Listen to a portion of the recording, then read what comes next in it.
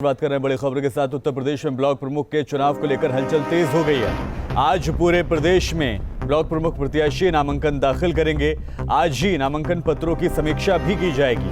10 जुलाई को सुबह 11 बजे से शाम 3 बजे तक वोट डाले जाएंगे। वोटिंग खत्म होने के बाद से ही नतीजे आने तक मतगणना जारी रहेगी। वहीं 9 जुलाई तक उम्मीदवार अपना नामांकन वापस भी ले सकते हैं। बड़ी खबर आपको बता दें, ब्लॉक प्रमुख के चुनाव को लेकर अब हलचल तेज हो गई है उत्तर प्रदेश में। आज पूरे प्रदेश में ब्लॉक प्रमुख प्रत्याशी नामांकन दाखिल करने जा रहे हैं। आज ही नामांकन पत्रों की समीक्षा भी की जाएगी।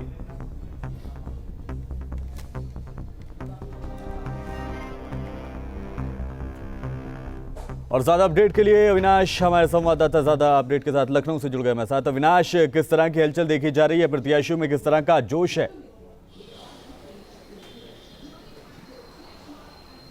बिल्कुल, देखिए, जिला पंचायत अध्यक्ष के बाद ब्लॉक प्रमुख का चुनाव होना है 10 जुलाई को, और आज जो तमाम प्रत्याशी हैं अलग अलग दलों के, वो अपना नामांकन दाखिल करेंगे। कल नामांकन पत्रों की जांच होगी और उसके बाद 10 जुलाई को चुनाव होगा। देखिए, देखा जाए तो ब्लॉक प्रमुख का जो चुनाव है मुख्य रूप से भारतीय जनता पार्टी और समाजवादी पार्टी के बीच में लड़ा जा रहा था। जो सीधा मुकाबला जिला पंचायत अध्यक्ष के चुनाव में देखने को मिला था, कुछ वैसे ही समीकरण ब्लॉक प्रमुख के चुनाव में देखने को मिल रहे हैं। और देखिए, दोनों ही पार्टियों ने पूरी तैयारी की है। चूंकि भाजपा की ये कोशिश है कि जिला पंचायत अध्यक्ष के चुनाव की तरह ब्लॉक प्रमुख के चुनाव में भी एक बड़ी बढ़त हासिल की जाए, और उस लिहाज से भाजपा ने अपने प्रत्याशियों का चयन किया है। उस लिहाज से उन्होंने तमाम रणनीति बनाई है। वहीं समाजवादी पार्टी की कोशिश करें तो समाजवादी पार्टी के ऊपर 2015 में जो चुनावी जो परिणाम था, कुछ वैसे परिणाम का दबाव ज़रूर है, लेकिन जिला पंचायत अध्यक्ष में जिस तरीके से समाजवादी पार्टी की करारी हार हुई, उसको देखते हुए कहीं ना कहीं कह सकते हैं कि जो सपा के प्रत्याशी हैं वो थोड़े से मायूस हैं। हालांकि कोशिश दोनों दलों के प्रत्याशियों की है कि जीत उनकी हो, लेकिन कह सकते हैं कि जो मुकाबला है वो कांटे का है।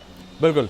और जैसा हमने देखा था जिला पंचायत अध्यक्ष के चुनाव में अविनाश, कि जिस तरह से भारतीय जनता पार्टी ने बढ़त बनाई और समाजवादी पार्टी पीछे रह गई थी, और इसके ब्लॉक लेवल के जो ये चुनाव होने वाले हैं, क्या इनका असर कार्यकर्ताओं पर, पार्टी के ऊपर, मनोबल के ऊपर पड़ता है?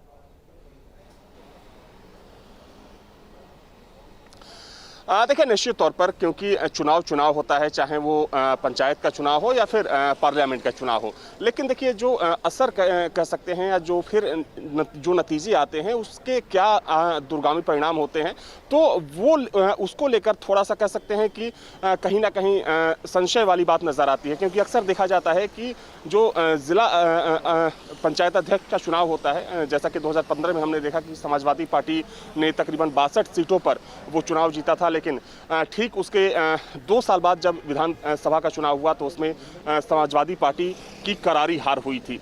तो देखिए, विधानसभा का जो चुनाव होता है वो अलग होता है और जो पंचायत के चुनाव होते हैं अलग होते हैं। लेकिन हाँ, ये सच है कि अगर कोई भी पार्टी अपने प्रत्याशियों को या अपने प्रत्याशियों को समर्थन देती है और वैसे में उसका प्रत्याशी हारता है, तो कहीं ना कहीं कार्यकर्ताओं का जो मनोबल है उस पर असर पड़ता है। क्योंकि हमने देखा कि जिला पंचायत अध्यक्ष का जब चुनाव हुआ और जिस तरीके से समाजवादी पार्टी के अंदर ही कई खामियां देखने को मिली, उसके बाद अखिलेश यादव ने सभी जिलाध्यक्षों से एक रिपोर्ट मंगाई। हालांकि कल तक वो रिपोर्ट तलब होनी थी सभी जिलों से, और कुछ जिलों की रिपोर्ट भी आ गई, तो उसमें देखा गया कि कुछ आपस में टकराव की स्थिति भी देखने को मिली।